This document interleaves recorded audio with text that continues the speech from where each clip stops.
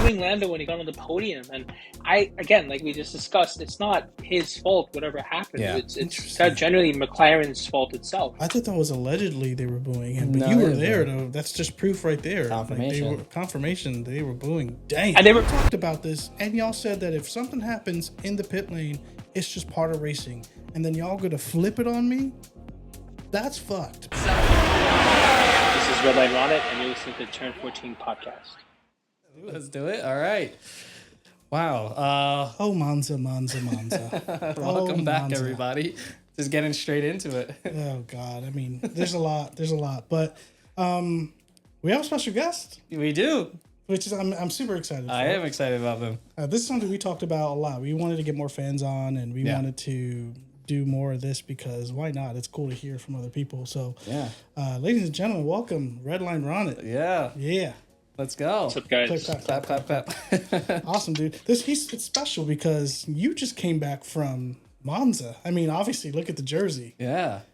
Represent. I even got the cap. So that's so sick. Yeah. Let's go. That's so sick. I love when Ferrari does that. I don't understand. No other team does this. No. Is that right? I mean, Mercedes maybe. It depends. Monza's just it's just like its own thing. Like it's such an iconic racetrack, and it's been around for like ever. If you look at the old Monza track, it was an oval. Yeah. Like it's sick. Like the bank is ridiculous. Were you able to like? It's been on the grid for like 100 years, I think, at this point. Yeah. So that's sick. Yeah, it's wild. Well, I mean, you had the privilege to go and be a part of this whole entire experience. I mean, I was watching it on TV, and I mean, the Ferrari flags, the red, the blue, it was just so sick. What was it like being over there? Man, I mean, when they say that Tifosi is passionate, it is unmatched. It was honestly overwhelming because I honestly sometimes felt I was out of place because I'm wearing the Williams colors, even though it's Forza Red. But no, I mean, honestly, like you said, it was a privilege going, and I went for qualifying, and that alone was just a prelogue to like how intense the weekend's going to be because it was impossible finding seating. Yeah. Everyone was sold out, and the Italians, they're super passionate. As Will Buxton said in Drive to Survive, there's two religions in Italy. There's a Roman Catholic Church, and there's Ferrari, and you could honestly feel that when you entered the track. And that's awesome. I was just speechless because, like, I mean, especially you can ask my friends too, like, maybe in the future, but like, it was just like a mind blowing like experience. A dream come true. Bucket list. Yeah. I mean, tell me more. Yeah, why Monza? Yeah. Why Monza? I mean, firstly, like I've always been a Ferrari fan. I've been watching F1 now. I really started watching in like 2008, 2009 with like the Lewis Hamilton era when he was at McLaren, and that was because I was actually studying in London that year for a year, and so like the UK obviously is British sports, so that got me involved, and then kind of took a pause in between. But I've always like, you know, when they say like when a child drives a car, it's always red, so I kind of always affiliate with that. And then I also started watching older races, Michael Schumacher, and that was really like, you know, something that really got me involved into like the Ferrari side of things. And then what really picked up my passion was, of course, I think like most people recently, is Drive to Survive in like 2018 when it came out. It just kind of launched it into the stratosphere of like just following it every weekend, and the politics and all that stuff. Drama. And with like Seb Vettel, also a really big fan of him, and so when he was at Ferrari at the time, was following him, and then obviously Charles Leclerc, and now with Lewis Hamilton, it just kind of all like full circle. And so like I planned this trip back in January of this year by myself. I was just like, I want to do it because it's the first year that Lewis Hamilton is going to be part of the Tifosi, like the red team. And so I convinced two of my friends. I was like, guys, we're going to make a trip out of this. We're going to go everywhere around Italy, at least northern Italy, and go to Monza. And so for me, it was like a dream come true, like you guys said. Unreal. Yeah. And I got to say, it's about fucking time. Ferrari with their livery. They crushed it. I absolutely, really, really, really love the livery that they had for Niki Lauda. Yeah. It was really nice. With the old school numbers. Like old school numbers, the font, all of that with like the little bronze on the wheel. Like it was really nice. It must have been nice to see in person.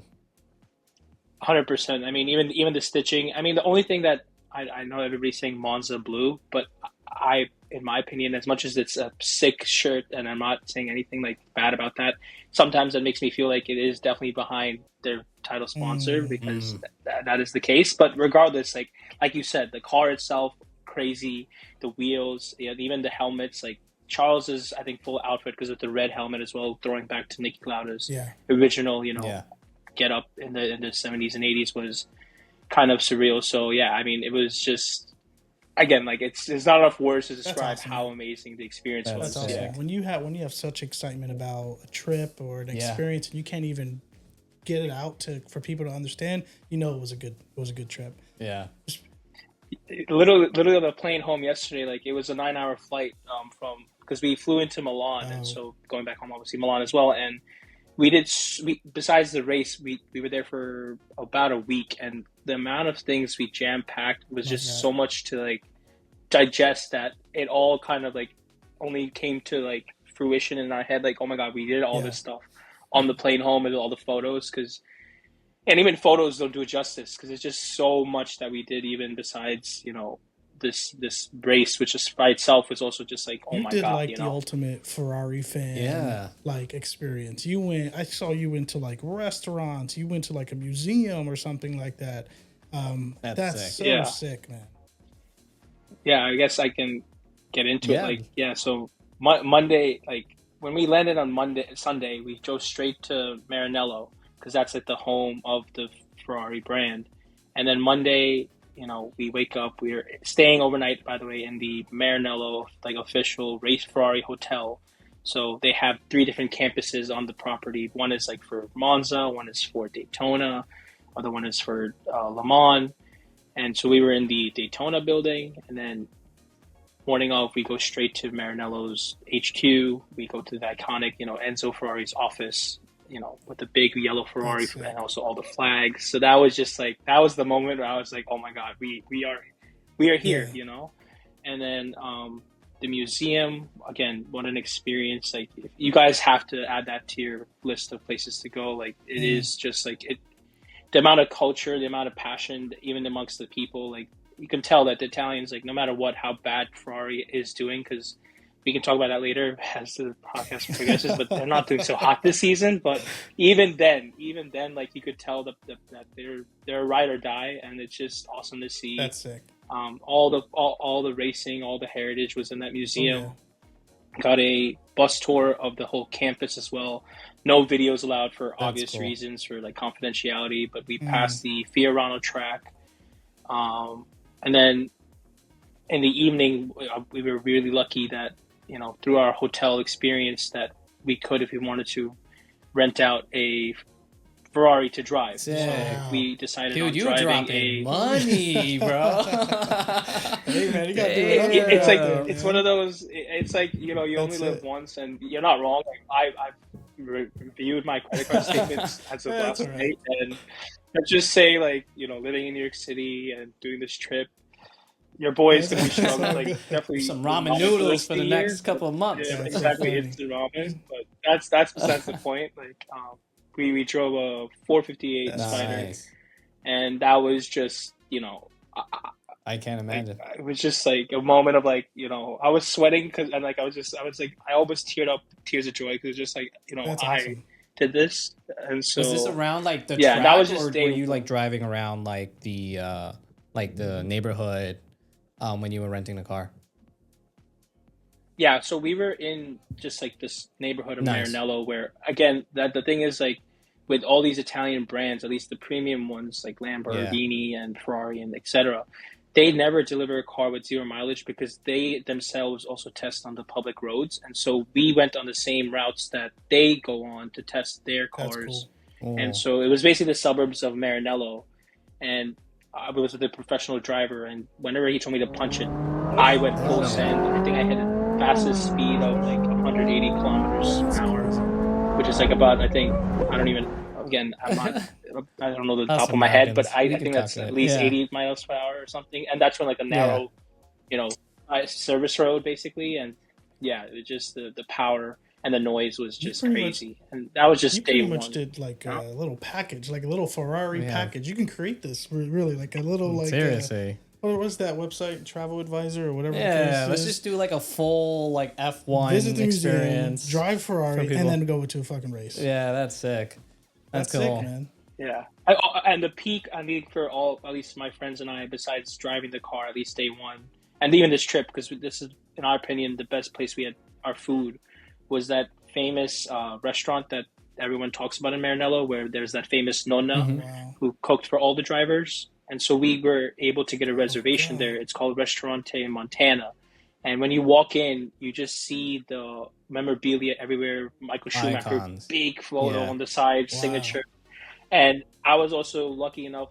First of all, food was amazing, but I clocked, like when I walked in, behind me was Ralf Schumacher, and no one else like would notice. And even the waiter, I was like, "That's Ralf Schumacher, right?" And he's like, "No VIP, no VIP."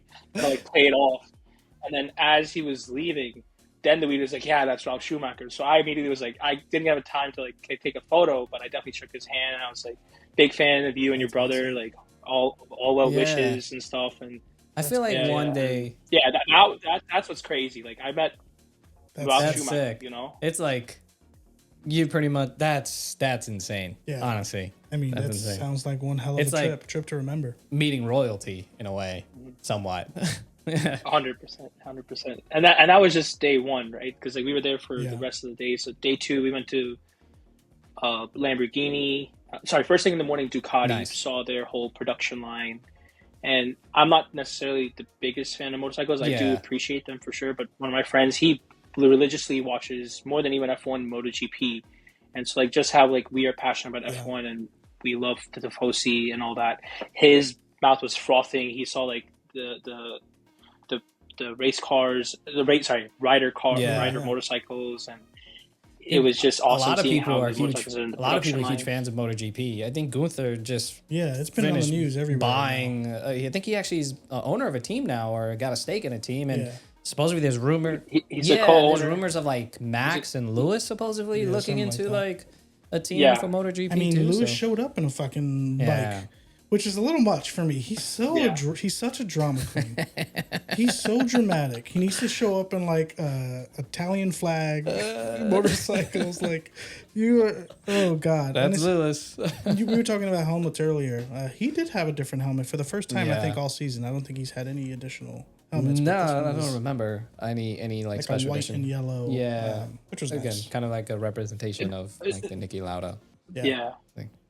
It was like full yellow with this like silver sparkly on there, and we actually saw that on Friday. But that was in between Tuesday and Friday was also so much because like Tuesday, like you said, Ducati. We even saw his bike in the production line. That's like I think the limited edition like Rider R or something. Hold on, I actually have a model car over here. Hell yeah, a model. So that's the one that Lewis was driving. So that's to the sick. Yeah.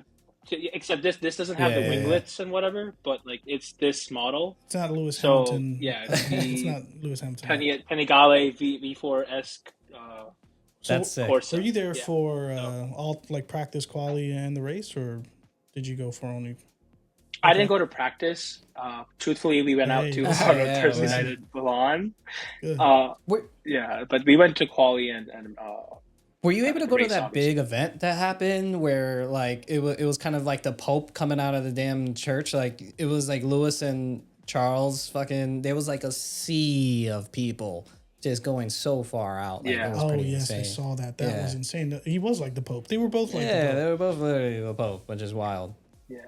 Unfortunately, we weren't, but it's okay because we were in Lake Como and Bellagio, so that's fine. But that was the moment I was like, because also it was like drop in the moment. I think people found it on TikTok. They were showing up at the store.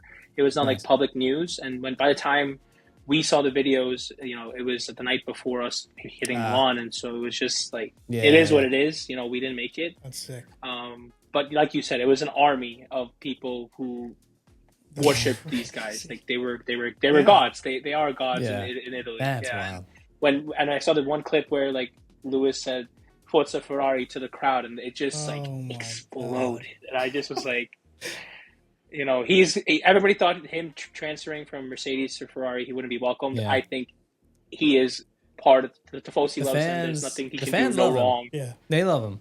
regardless Love of him. Not whatever the strategy. Yeah. I love him. yeah. We'll get into all that. That's wild, That's man. awesome, man. And you've been to a couple races before, right? Or is this your first one? This is my second race. Okay. First race in Europe. My first race I went to was actually the first Vegas race in 2023 when that whole FP1 nonsense happened. Yeah. Okay. But that I actually went to all. At least I tried to go to all the sessions. But we all know in FP1, the manhole cover was not secure and destroyed a couple cars. So that didn't work out. But regardless, that's sick, man. I mean, still very grateful. Italy's first of all amazing. It's a beautiful, beautiful place to go there and also experience a race. Is definitely a bucket list item.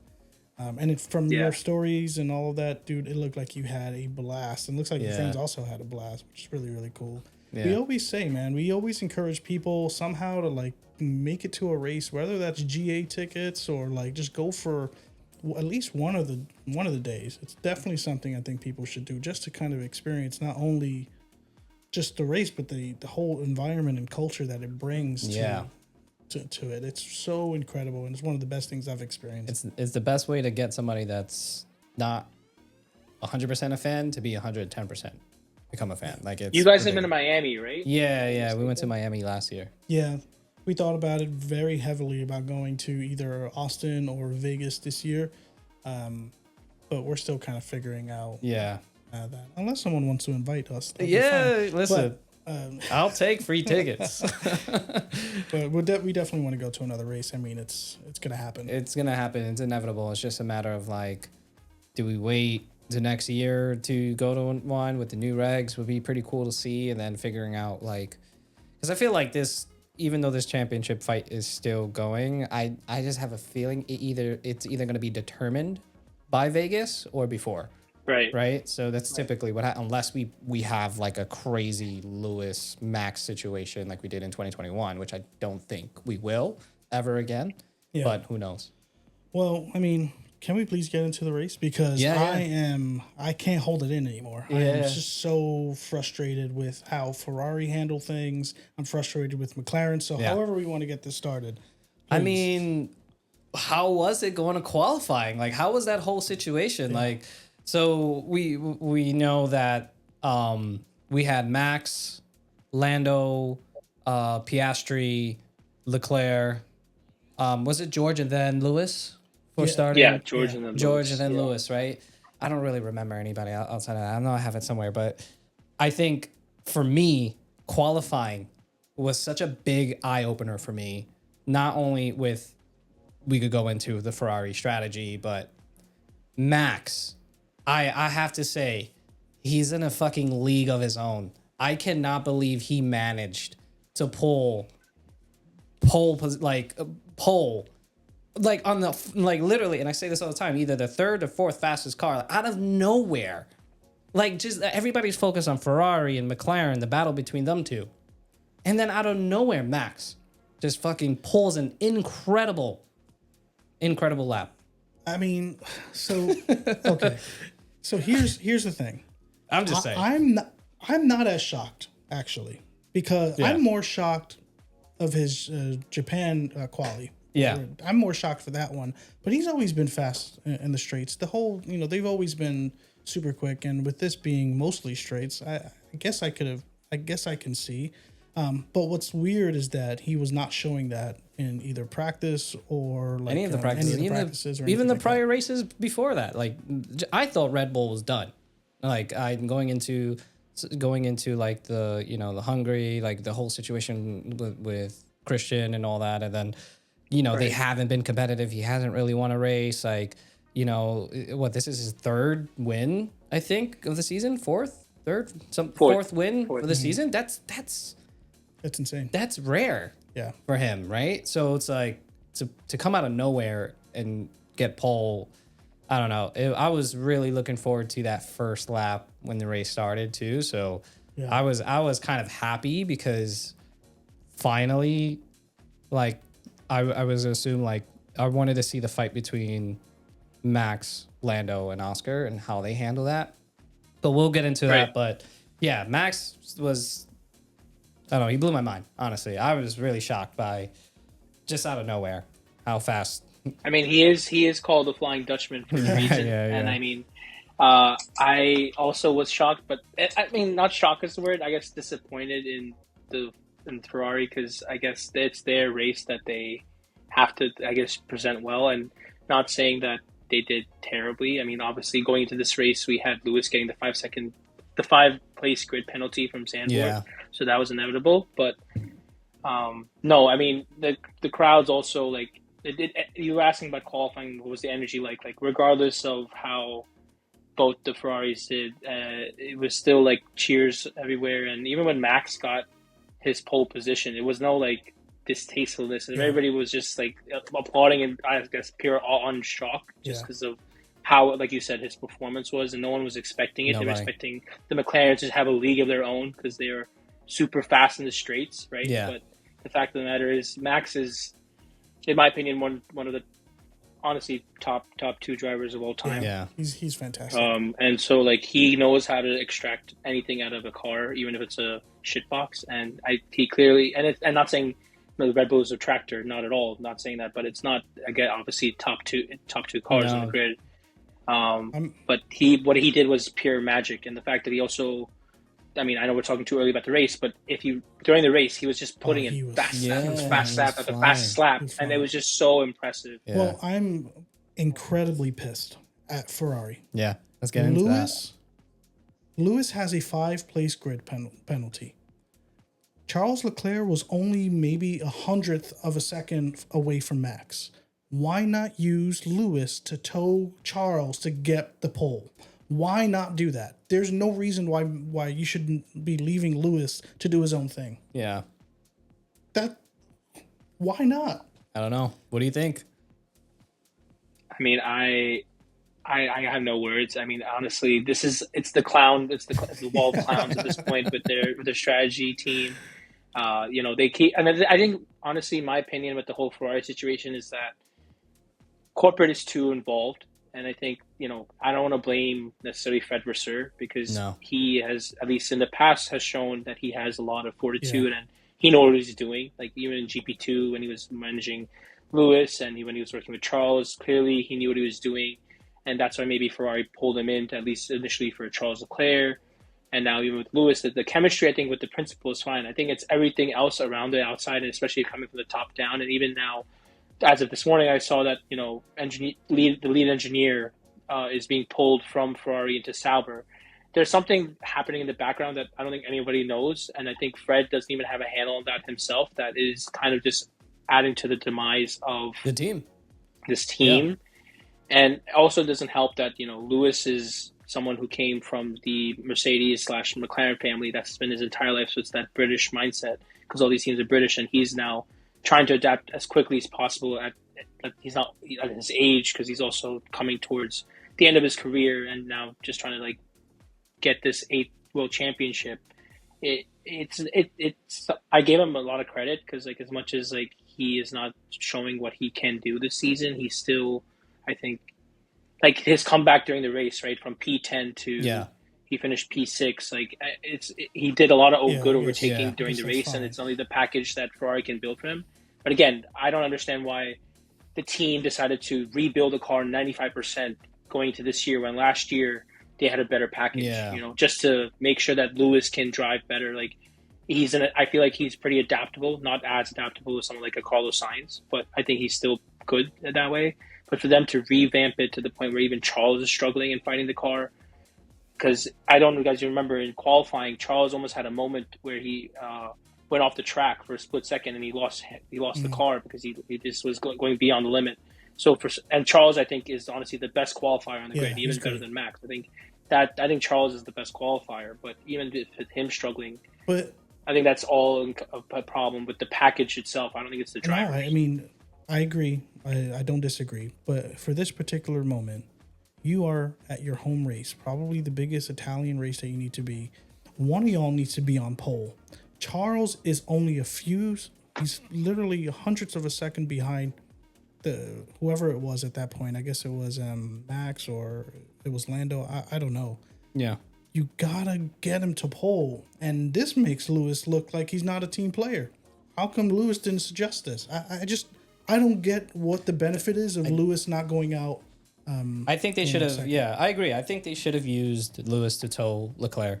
I think there's nothing in it for Lewis to out qualify Charles in unless he got pole and then Charles got P2 and then he takes that 5 grid penalty and then Charles Leclerc starts pole position in first. Like, I don't know why they didn't do it, and it goes back to what you're saying, the clowns on the grid wall. Like, it's just, it doesn't make any sense. I feel like there's a lot. I feel like I agree with you 100% on like too much of the corporate higher ups have their hands all over the team.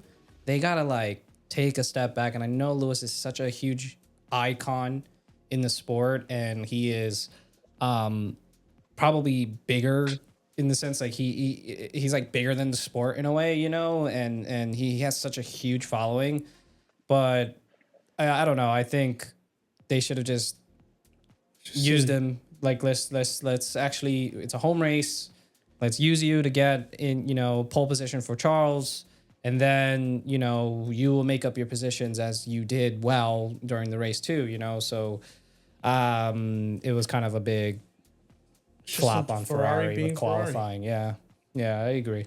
In that way, I feel like in a way, sometimes that's where you guys were saying Lewis has that diva energy. Yeah. I think we all understand as fans that at this point, he's probably number 2 driver this season. Charles has had a few podiums this season. Lewis hasn't had anything. He's been always miserable in his interviews. But I think in that way, he maybe has, in my opinion, a little bit of an ego where he always has to still prove himself and prove to the world that he's still him. He is the GOAT, or at least tries to be. And I think that's maybe where he was like, I'm just going to send it and do my best. And I guess Ricardo on the wall didn't tell him, hey, just like, let Charles have this because he's also the Prince of Italy, not just the Prince of Ferrari. Just let him have this. And I think it was his ego that just maybe got to him. I'm not sure. But I did hear, at least on the driver parade on Sunday, Lewis did say he's going to do as much as possible to help get Charles that podium. But I guess that was because probably the driver debrief post-qualifying, they probably had to sit down with Lewis and be like, just tell him, calm down. You're not going to get anywhere. Just make sure Charles gets there. But it was at that point, it's too late, right? Who knows? He was starting P. Wasn't a good look. Not Ferrari or Lewis. Yeah, I think it's just a strategy thing with Ferrari. They've been shitty on strategy since forever, and they need to like revamp that whole thing. I feel like they have somewhat of a competitive car. Somewhat. I mean, it's interesting to see both Charles and Lewis struggle with this car, but I think I told you this last time. If you're already midway into the season, stop developing the car. You guys just stop already. Like, just focus on next year. There's no way. I mean, you're I guess fighting for the second place for Constructors Championship against Mercedes, but it's like at this point, like I personally don't think we're gonna see a Ferrari win this year. I'm at this point, I don't think so, and it doesn't make sense to try to gift that to, like, if I am Fred and I am like, the higher ups on the team, not corporate, I'm talking about like just the team itself, I would just be like, guys, we'll do everything that we can in terms of strategy and in terms of setup, but we cannot continue to develop this car for you guys to win. Unfortunately, it's like, it is what it is at this point. And I feel like that ship has sailed. And it is time to just kind of focus on 2026. Let's get the rest of the season under our belt, get it done, learn from it, move on. That's it. Yeah, I think it's already done for Ferrari. I don't see a Charles Leclerc win or a Lewis win at all. Well, the fact that they're not trying tells me that they just gave up. Like, I don't know. They just given up, and it's just like I can't make sense of what's going on there. But still an interesting race. Yeah. My only opinion of how maybe there's a small chance that one of them could get a win is if maybe a 2018 Azerbaijan happens, where if now, because Oscar and Lando, they're the people it's their fight this season. If one of them has a crash and they both crash each other out, then maybe it's a battle between Max and Charles. But again, Max is his own league as a driver, especially when it comes to race day. Well, and we saw it this weekend with like the car. Like Yeah. even if it's not fastest in the straights, it's Max who knows behind the wheel, and that's what that makes him different than everybody else. Yeah. So it's just chance, I guess, at this Yeah. point. But like you said, I'm also doubtful. Maybe a second place again, but I don't know about a win. Well, Azerbaijan, Charles is quick. In Azerbaijan, he's been coming P1. Wasn't he P1 last year or the year before that? But he's had a couple pole positions at Azerbaijan. I think unless he does his "I am stupid" into the wall again. Yeah, I was about to say like that little corner where the castle is like super sketchy. I feel like somebody's gonna put it on a wall. Yeah. So I'm really excited for this race coming Hopefully up. Oscar. Sorry, Oscar. I need Lando to catch back up. Yeah. I mean, I don't know. Oh, you got the number 4. Yeah. Sorry, I just noticed the number 4. Yeah. I mean, like I think McLaren has been lacking in straight line speed. They make up for their cornering speed, which is what they were doing in Monza, which is why everybody was so fast, like faster than them, like, you know, with Max and in the Ferraris. But they were always catching up during those chicanes, like turn 1 and, you know, going around those corners. Like they're really fast around corners. So, I mean, let's see. There's a lot of straights with this next race. Yeah. But anyways, so back into let's get into the race. Right? Let's do it. What are first of all, for you being there, how was that whole experience race day?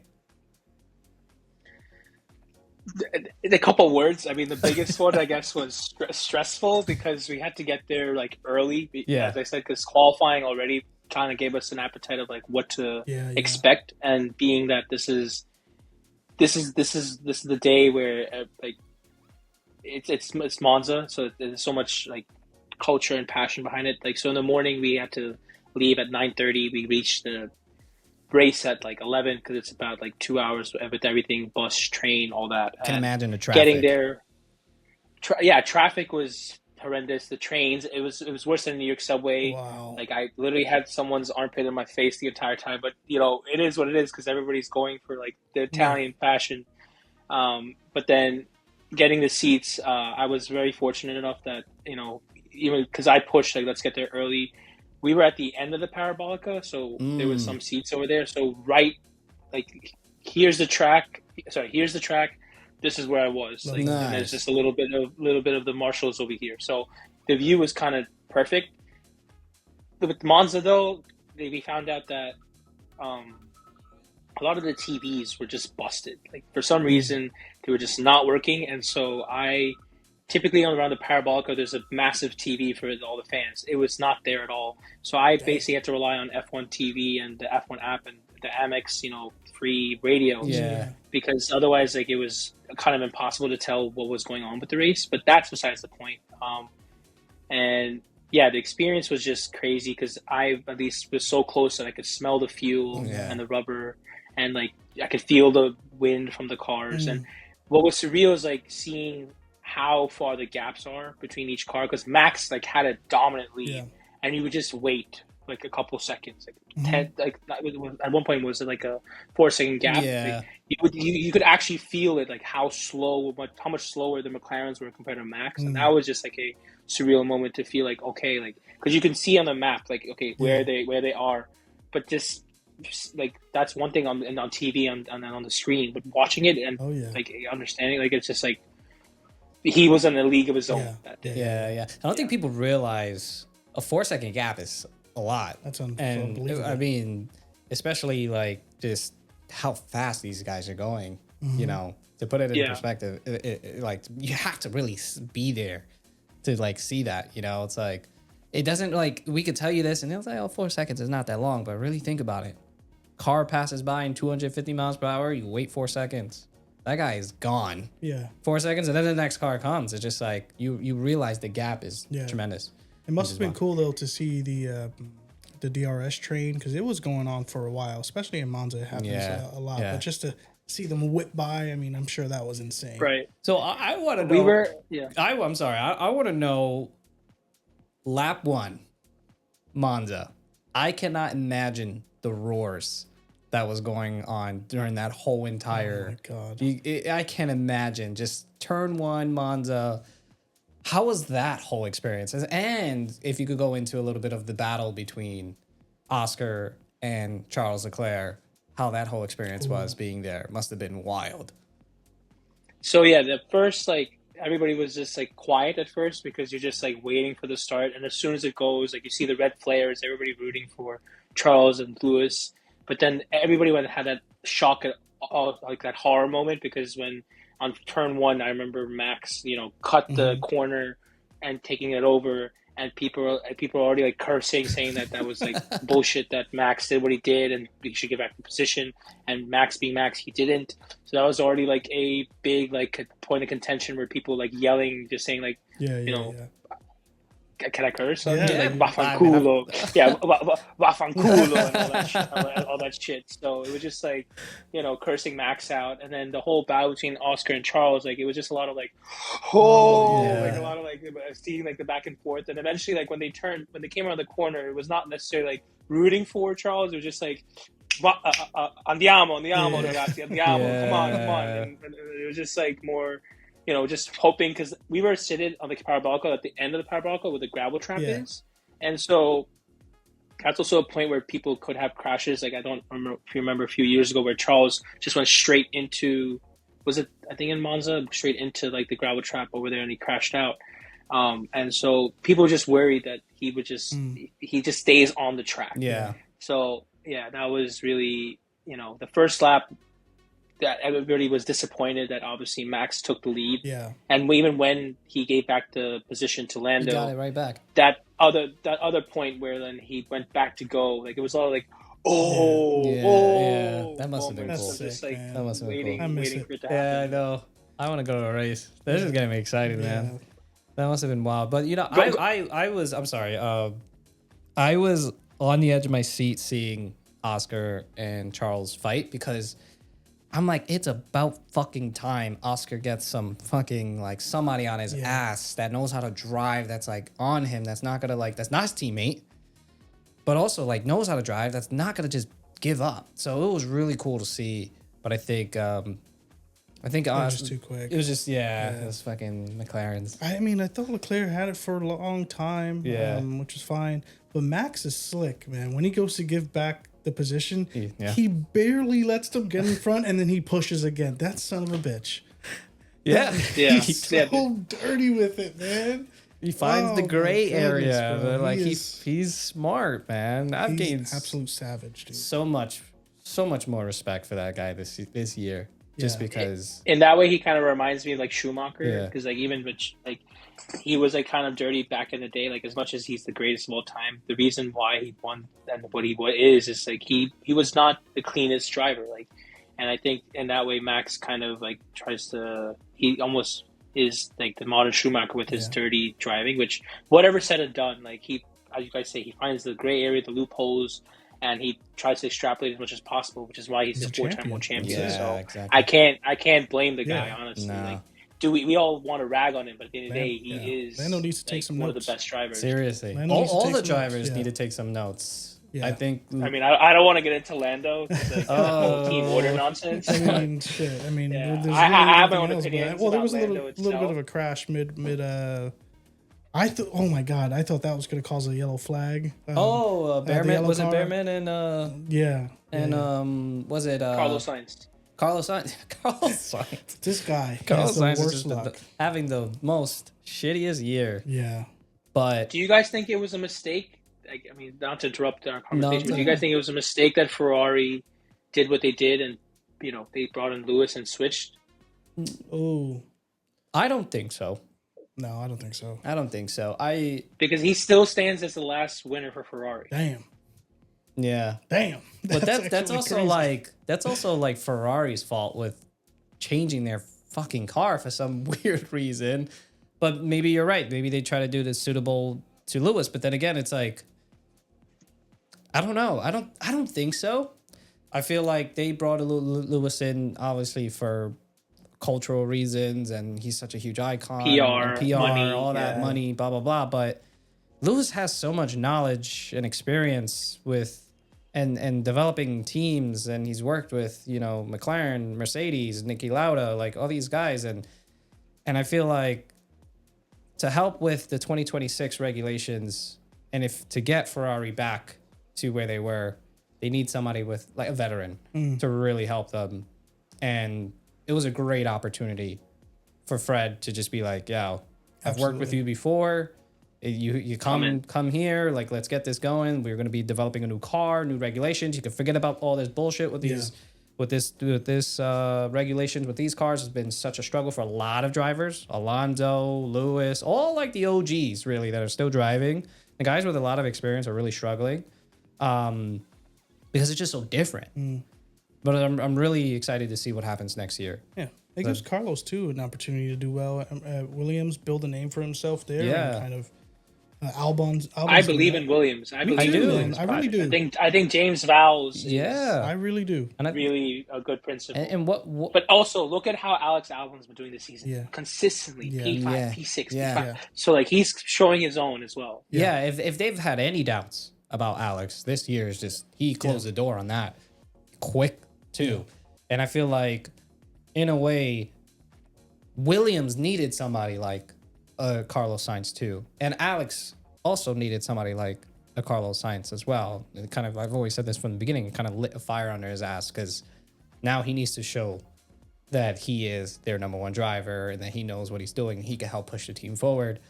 And I think that's what it's been with Williams since Carlos has come. Like they've established like their number one driver. And I think Carlos has been doing everything that he can to help push the team forward. I personally think now, and I remember reading this somewhere, or hearing it somewhere, that Carlos needs to be a little bit selfish now, moving forward, and like start thinking about himself, not necessarily in terms of leaving a team, but like in terms of like strategy, and like really like thinking about himself now, because he's had such a shitty year. Yeah. Both of them are, Lewis and Carlos. So, I mean, I just want this year to be done, like the regulations of this ground effect cars to be over with. Yeah, it's going to be interesting come next year, but yeah.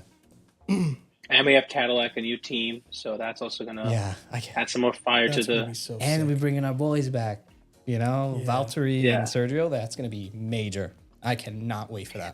I'll be honest with you guys. As much as I'm like Forza Ferrari and everything, if Cadillac comes out some way somehow with the Ferrari unit, and they do better than Ferrari, man, shame on Ferrari. Honestly. It's like McLaren doing better than Mercedes right now. Yeah, I guess they have a Mercedes. With the Mercedes engine. Yeah. So let's get into the biggest talk, drama, McLaren. I see a lot of people talking about it. I see a lot of people giving their opinions, and all these influencers talking about it, blah, blah, blah, blah, blah, and all this bullshit. All these people just, they find the highlights and then they want to talk about it. Fucking views. I'm sorry. It's really annoying. It's like, I know exactly what's going on in McLaren, and like, you know, like, shut the fuck up. Sorry. Listen, listen. It's just, we call it how it is. No, seriously, honestly, I don't know, man. No, it's true though. Like, everybody's giving their opinion about it and like shitting all over Lando. I don't know. I'll let you guys. I'll give my opinion. It's ridiculous. I don't think it's the driver's fault. I think it's McLaren and how they're doing it. Yeah. Yep. They have opened Pandora's box. They are opening themselves to a really shitty situation if anything were to come down towards later down the line. And, you know, what bothers me the most about it is that Oscar was like, yo, we talked about this. Yeah. We talked about this, and y'all said that if something happens in the pit lane, it's just part of racing. And then y'all going to flip it on me? That's fucked, man. Yeah, it is. It is. That's what I'm saying. I don't want to blame the drivers as much as people are giving shit to Lando and it's saying whatever. No, it's team orders, and it's definitely the team that needs to be. The fact that they had to even mention Hungary on the radio to Oscar was just like, come on, guys. Like, from last year. Yeah, like, come on. Yeah, I mean, it's like, at the same time, it's like, you guys tell Lando, don't pit. You're not going to get undercut at all. You're good. Don't worry. Just keep going. We're going to pit him first. Like, we were doing this to cover, you know, it's already too late. Max is within, you know, like, he's going to overtake us safety cars. So, and then you go and fuck up his pit stop. it's kind of like you're in a position it's just like shit, like damn, like we fucked up so bad. And it's like also we messed, like the engine failure that happened prior as well.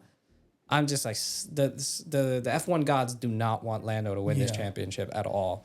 And I mean, Zach and you know the team principal have to make these tough calls, and it's just like, what do? Do you?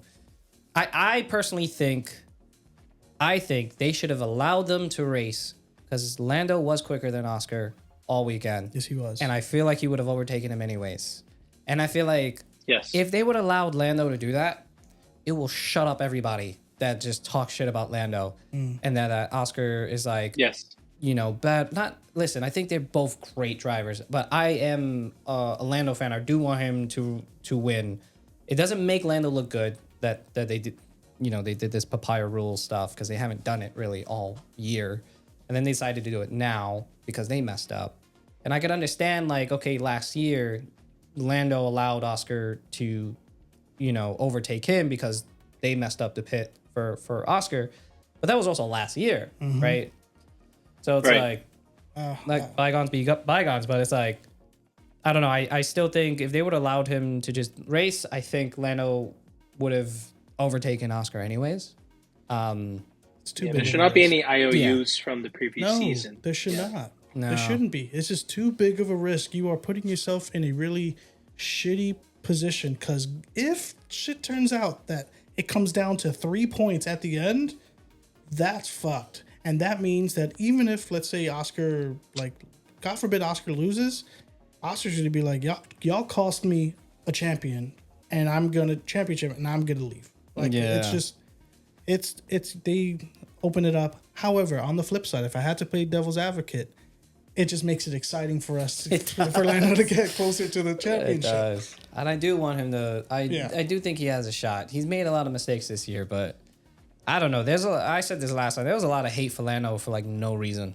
I don't know where it's coming from. But it's just a matter of like just a bandwagon. Like everybody hated Max, right? At some point, it's like, and now everybody loves him in a way. Well, listen, the biggest thing from this whole situation, from anything that happened, well, one, it was fucking heartbreaking because Lando didn't say a fucking word for like the rest of the race. And he knew like just like this was over.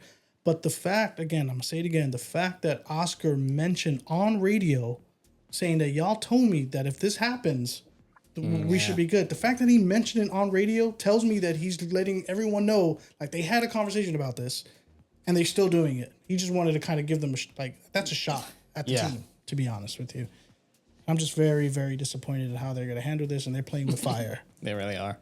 So you guys are Lando fans, I'm guessing. I think Oscar should have pulled a little bit of Max, and just be like, nope. Well, no, I'm not doing. I'm not doing it. Nope, that's it. Like Max would have been like, no. I feel like everybody needs to take a little bit of Max's attitude, and the way he thinks about everything. And just, we had a conversation selfish, about, like you said, be selfish. Yeah, when you have to be selfish. You're a fucking champion. Be a champion. That's just what it is. I'm sorry. This is part of it's a we preach that this is a team sport. Then you're gonna have to take the highs and the lows. It's a brutal sport at that. People get cut quick. This is not T-ball. No participation trophies here. You either you got it or you don't. And I feel like everybody kind of needs to take a little piece of Max's attitude when it comes to like team orders or just like finding the gray area, and just be a little selfish and just focus on you and focus on the race ahead of you. And I think I understand like Oscar's point of view, like, okay, team, but it's like, if you're thinking the way Max does, it's like me first, team after, in a way, right? Like I've been fucking doing this by myself anyway, so I don't know. It's tough, man. I don't know, man. It's a tough call. It's a tough call. It's a tough call. I understand that, but the best way to handle it is just to not make the call. Like that's part of racing. I think they should just let it be. Yeah. Because the risk is too high. It's too much of a shit show if something were to go wrong later in the year. I'm personally rooting for Oscar. Like I'm not to say I don't like Lando. I do like Lando, but I've always thought personally that Oscar has such a cooler head than Lando that I think, that's why I appreciate Oscar better than Lando, and that's why I'm rooting for him to win the championship. But like you said, it's a inevitability. I think that something's going to go bad, and that's where I was saying that maybe it's going to build up to that moment where they just somehow, somebody, unintentionally or intentionally, they crash into a race. Maybe next week at Azerbaijan, because that's such a narrow track, something happens. That's the only way something can happen. But I think Oscar, maybe because he's not much of a vet, maybe he's like, oh, I have to listen. I don't know. Yeah, he's young. He's still young. He's still new to the team in a way. Like, I mean, all things considered, compared to like where Lando's been, with McLaren for quite some time now, and he's been their prodigy for a long time already, and I'm sure he knows that, like, I don't want to, Well, I mean, do you think Zach Brown picked up the phone? Well, let's put the radio to Stella and be which like, one is it? Let's I don't know. Yeah. Okay. So this is fucking Oscar driving. I was like, oh fuck. Okay, now I need to. Do I let him go? Like, I am like 30-something points ahead. I could also blow him out the fucking water. All right, fine. I'll just let him through, and I'll still win the championship. That's what's going on in his fucking head. That's what's going on in his head. Do you think Zach Brown called up Andreas Stella and was like, "Let my boy through, otherwise you're getting fired"? Make it an executive decision. Let him through. It's a bad call overall. For them to do it 2 times, back to back in the years, it's a little too woke for me. It's a little too, like, again, everybody just needs to just grab a little bit of the inner. Be a savage. Be a savage. Exactly. I mean, listen, what I could also see happen is some cheeky shit with Oscar, like some Prost, Ayrton Senna stuff back in the day where, exactly. He just, Senna would crash. Well, they both did it to each other. They crashed purposely into each other just so that way the other driver doesn't win the championship. Damn. Yeah, because he was That's already enough points. I have a feeling that's going to happen this season. If it's anywhere, it could be Baku. I don't know why I have that feeling, but it could be. Yeah. Yeah. Well, I mean, who has the better killer instinct between them, in your opinion? Like Lando, I think Oscar has a better killer instinct. I think it's just that he's better with listening to team orders. Yeah. I don't know, man. I feel like Lando really showed last year that he has it in him. I just think the person he was going up against was just a fucking savage and wasn't going to allow it, right? Yeah. I feel he's just been making way too many mistakes, but I do feel he is equal or just as good as Oscar in that car, honestly. And I just feel like he's in his own head. But we've seen Lando perform where he is back and he's slowly catching up, just running out of time, right? And it's been unfortunate. It's happened a couple of times already. I do feel, Lando has it in him to win. And I just feel like we're not seeing enough of them fighting each other. It's just too much of Lando fucking up and Oscar just getting away with it. Mm-hmm. And he's just pulling away. But I want to see more of them going at it, because I do feel Oscar's not being challenged enough, or I'm not seeing him battle enough this year. I don't know. That's just my opinion, but I don't know. I feel like that's why I got so excited when Leclerc and him were fighting, because it's like finally somebody is on Oscar's ass, gonna like get like light a fire. Yeah, exactly. Like, let me see this guy defend. Let me see him really fight a driver that's not Lando. True. Like I would love to see Oscar and Max go at it, but I don't think we yes, I honestly want that battle to happen. I want that badly. battle to happen so bad. That's why I was so excited. Even seeing a Max and Lando go at it, because we saw it last year. It was really exciting.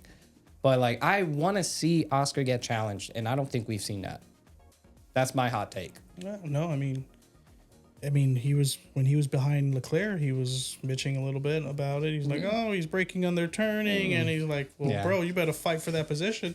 So, maybe that was a little taste of what we're gonna get if you were to fight. But or seeing an Oscar like Leclerc fight would be like more of that was that was exciting because again you got Leclerc that he knows how to defend and I feel like at this point like he's just balls to the wall. He doesn't matter. Like he doesn't care. Like he just doesn't give a shit. Like I'm gonna fight. Like he did that in the during the Dutch Grand Prix against George Russell. Like I'm gonna fucking take this little bit of road and find a gray area to overtake you.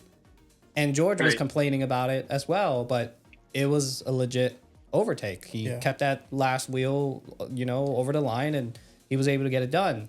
It's not ideal to try to overtake during there, but he did it, right? Yeah. You kind of have to take some risks, man. I feel like, Oscar's been in the front for too long, and the same with Lando. Like he's been coasting, so now finally when something happened, he's like, yeah.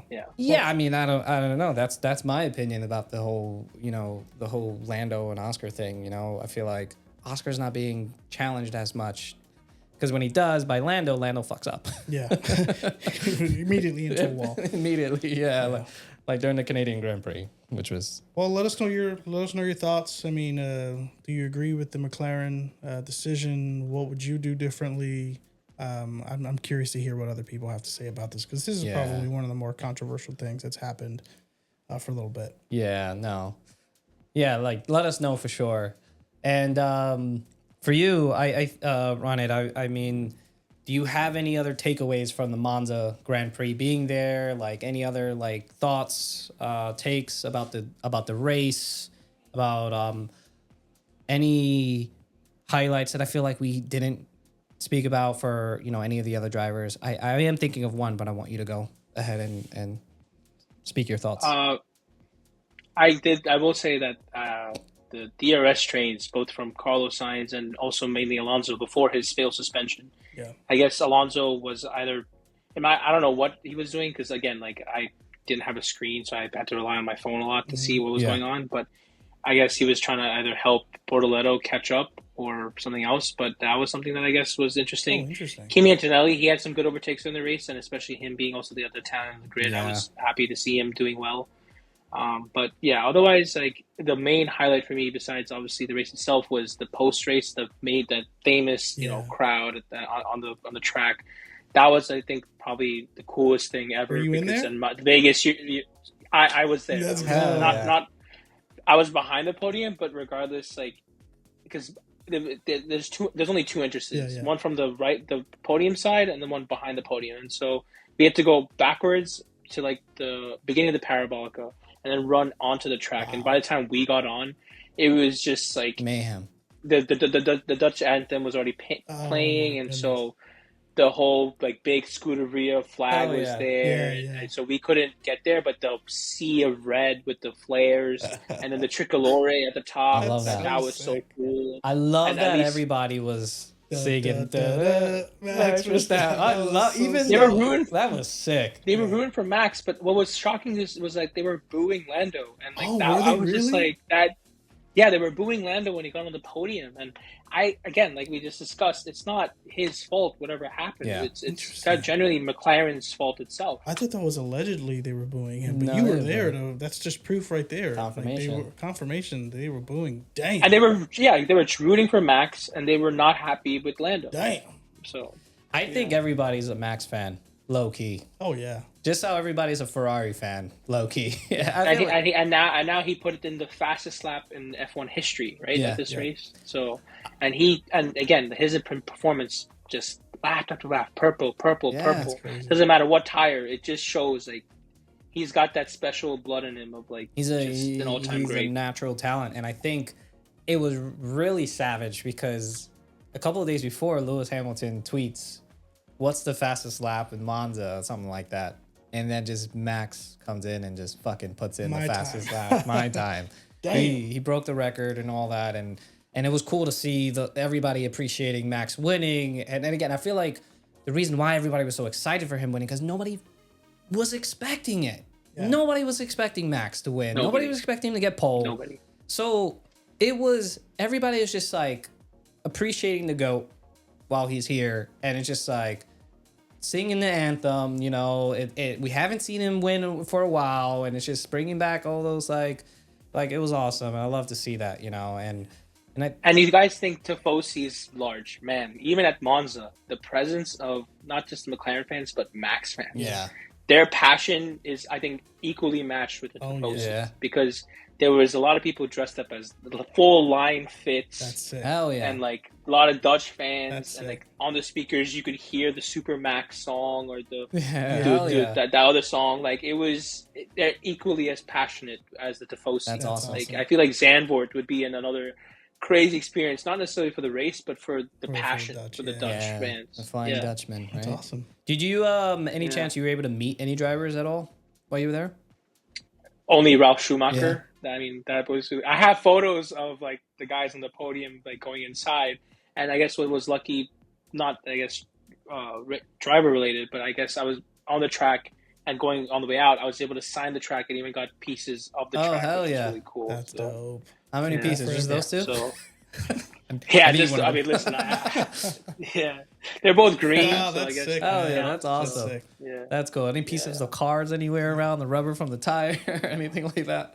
People, I was too late. Seriously, people were ripping off like the Pirelli sidewall. They do that F1 everywhere. Sidewall, yeah. The Lenovo. Like people had the marbles on the ground in their hand. Like I was too late. Dang. What was that? The marbles, the rubber pieces, they were all gone. It was already gone. They don't even need to clean up the track. The crowd does it. That's great. I love that. I would have quickly tried to run the whole track, just try to see if I could get away with it, just to see what else is laying around. People were doing the full 360. That's it worked. And that too, because fun fact, where Monza track is right outside is Europe's biggest park.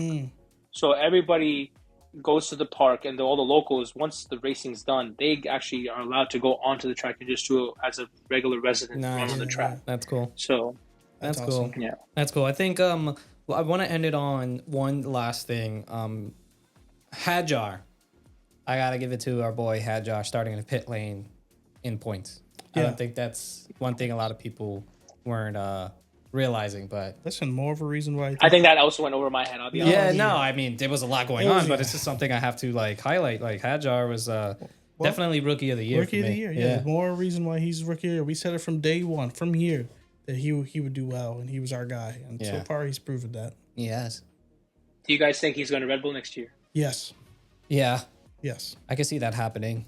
It's the perfect time. So where does Yuki go? Back to Racing Bulls? Yuki don't go nowhere. Yeah, I don't know.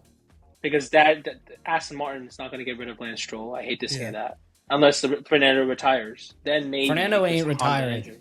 Yeah, that ain't happening. I think ideally would be Sebastian Vettel coming back for Red Bull.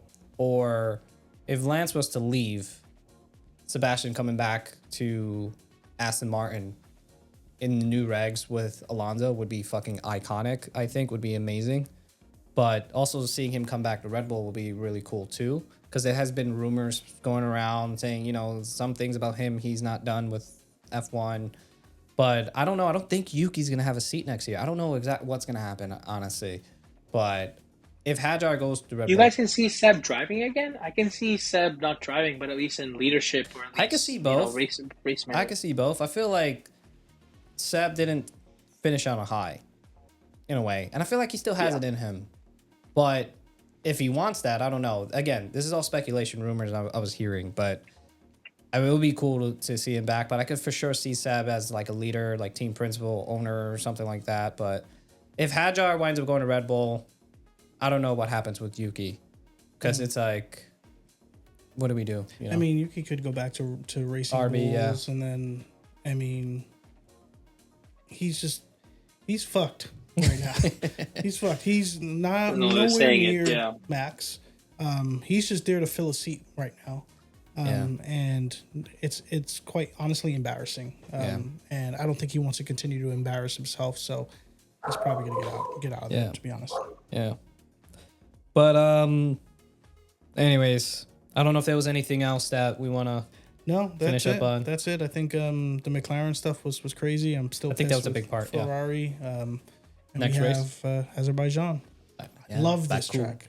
Love this track so much. Yeah, What are your predictions for next race? Oh man, I mean, I guess I don't think Ferrari's getting anywhere near the podium. I think I've accepted that.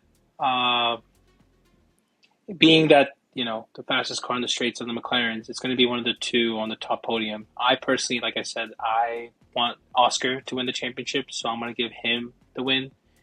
Lando P2 and Max P3. Ooh. Nice. I'm going to, for the third time in a row, I'm going to say that Leclerc is going to do pole. He's going to be pole. Keep predicting the same thing and eventually happen. Okay. I love the delusional. I love the delusion. Yes. Lando, and then I have to say that Oscar does not make it. Something happens. I just hoping that the championship gets closer and closer. So it's going to be Verstappen 3, Lando 2, Leclerc 1. Yeah. Leclerc. Ferrari. I think we're going to have a surprise from Max again. And we're going to have another win with Max, Lando, and Oscar. Same podium, same as we did with Monza. I feel like it's going to wind up being a McLaren pole during qualifying, but something, if Max is anywhere up there, he's not going to make it easy for any of them. Yeah. And I feel like a lot of people are scared to fight him, to battle with him. So, whether that's because he's just so dirty. Got that dog in him. He has that dog. Yeah, if you know, you know. Yeah, you know, you know. He's got that dog in him. Yeah. Let's leave it at that. Yeah. Thank you, everybody. We appreciate you guys listening in. Please tell us where we could find you too, man. What's the handles? Instagram. Oh, TikTok and Instagram. Redline Ronit. Just awesome. Follow.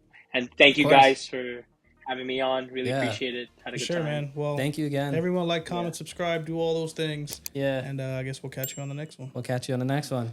Peace. Peace.